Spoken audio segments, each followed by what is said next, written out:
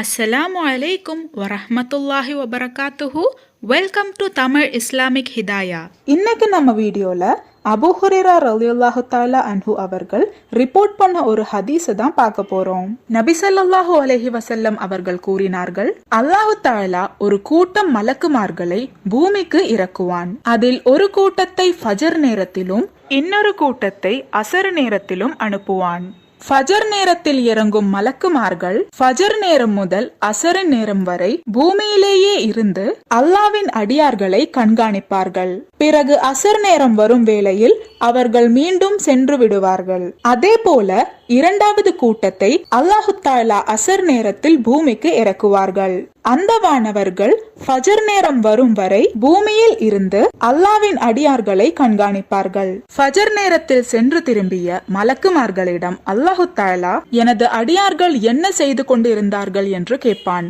அப்போது மலக்குமார்கள், யா அல்லாஹ், நாங்கள் ஃபஜர் நேரம் சென்ற போது உங்கள் அடியான் உனது திருப்திக்கு வேண்டி தொழுது கொண்டிருந்தான். நாங்கள் அசர் நேரத்தில் திரும்பும் வேளையிலும் அந்த அடியான் உனக்கு வேண்டி தொழுகையை தொழுது கொண்டே இருந்தான் என்று கூறுவார்கள். இதே கேள்வியை அல்லாஹு தஆலா இரண்டாவதாக அனுப்பிய மலக்குமார்களிடம் கேட்பான்.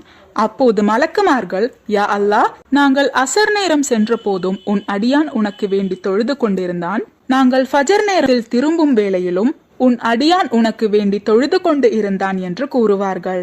நம்மள பல பேர் அலட்சியம் காட்டுற ரெண்டு தொழுகை தான் ஃபஜருடைய தொழுகை மற்றும் அசருடைய தொழுகை. ஃபஜருடைய நேரத்துல ஷைத்தான் உங்களை தூங்க வைக்கிறான்.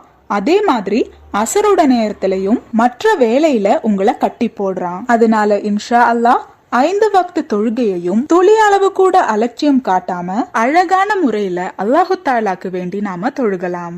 அல்லாஹு தஆலா அதுக்கான கூலிய நிச்சயமா உங்களுக்கு கொடுப்பான். இந்த பதிவுல உங்களுக்கு ஏதாவது சந்தேகம் இருந்துச்சுன்னா கமெண்ட் பண்ணுங்க. நீங்க மரணித்த பிறகும் உங்களுக்கு நன்மை வந்து சேர்ந்து கொண்டே இருக்க இன்ஷா அல்லாஹ் இந்த ஒரு வீடியோவை ஜாரியான சதகாவா நினைச்சு உங்க நண்பர்களுக்கும் ஷேர் பண்ணுங்க. அல்லாஹு தஆலா நாம் அனைவரின் வாழ்க்கையிலும் ஹைரும் பரக்கத்தும் தந்து அருள் புரிவானாக. ஆமீன்.